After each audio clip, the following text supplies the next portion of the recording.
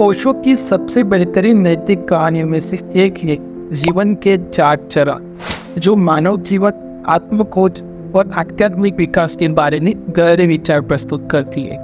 इस कहानी में ओशो बताते हैं कि जीवन को आंतरिक विकास के 4 चरणों में बांटा जा सकता है, जो ज्ञान की ओर एक यात्रा के समान है। तो चलिए कहानी को शुरू करते हैं। इसके 4 चरण हैं। पहला चरण है ऊंट का। ऊंट आर्ट, समर्पण और परंपराओं का प्रतीक है। इस चरण में लोग समाज की अपेक्षाओं के अनुसार जीवन जीते हैं। वे भारी बोझ उठाते हैं, चाहे वो परंपराएं हो, मान्यताएं हो या दूसरों की राय, बिना उन्हें प्रश्न किए। वे आज्ञाकारी जीवन जीते हैं, अपने असली इच्छाओं की बजाय वही करते हैं जो उनसे अपेक्षित होता है।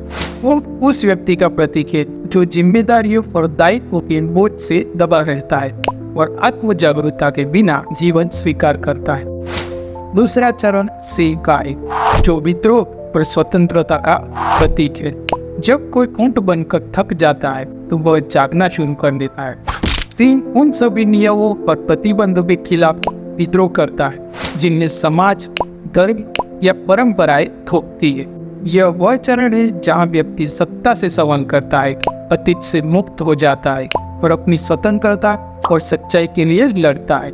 सिंह कहता है, मैं करूँगा, बजाय मुझे करना है। हालांकि इस चरण में व्यक्ति अभी भी शांति में नहीं है, क्योंकि वह लगातार बाहरी ताकतों से लड़ रहा है। तो तीसरा चरण है बच्चे का। जब व्यक्ति स्वतंत्रता प्राप्त कर लेता है, वह मासूमियत और खेल के चरण में प्रवेश करता है। बच्चा पवित्रता, जिज्ञासा, वर्तमान क्षण में जीने का प्रतीक है। अब विद्रोह या लड़ाई की कोई आवश्यकता नहीं है। जो व्यक्ति इस चरण तक पहुंचता है वह फिर से बच्चे की तरह मासूम हो जाता है, अहंकार से मुक्त, सामाजिक परंपराओं से मुक्त और जीवन की प्राकृतिक धारा के साथ तालमेल में रहता है। बच्चा संतुष्ट होता है, स्वतः स्फूर्त होता है और आनंद और खुलापन से भरा जीवन जीता है।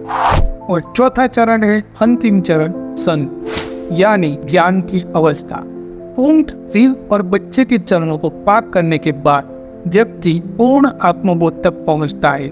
संत ज्ञानी, शांतिपूर्ण और सभी सांसारिक आसक्तियों से मुक्त होता है।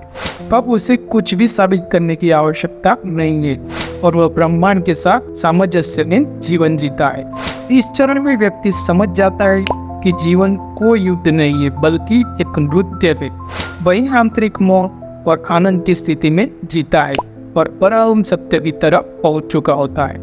तो दोस्तों, कहानी की शिक्षा ये है कि जीवन एक विकास की यात्रा है, समर्पण और विद्रोह से मासूमियत और ज्ञान तक। ओशो इस चरणों के माध्यम से समझाते हैं कि आत्मिक स्वतंत्रता और ज्ञान प्राप्त करने के लिए व्यक्ति को विभिन्न विकास के चरणों से गुजरना पड़ता है। यह हमें प्रोत्साहित करता है कि हम सवाल करें, अपनी परंपराओं से मुक्त हो और अंततः अपनी सच्ची प्रकृति को फिर से खोजें, जो कि बच्चे की तरह मासूम और संत की तरह ज्ञानी होती है।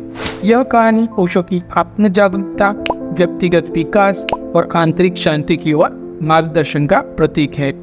तो दोस्तों, वीडियो अच्छी लगी हो तो लाइक कर देना, हमारे चैनल को सब्सक्राइब कर देना। ऐसे ही अच्छी कहानियाँ हम लाते रहेंगे। मिलते हैं अगले वीडियो में। जय हिंद, जय भारत।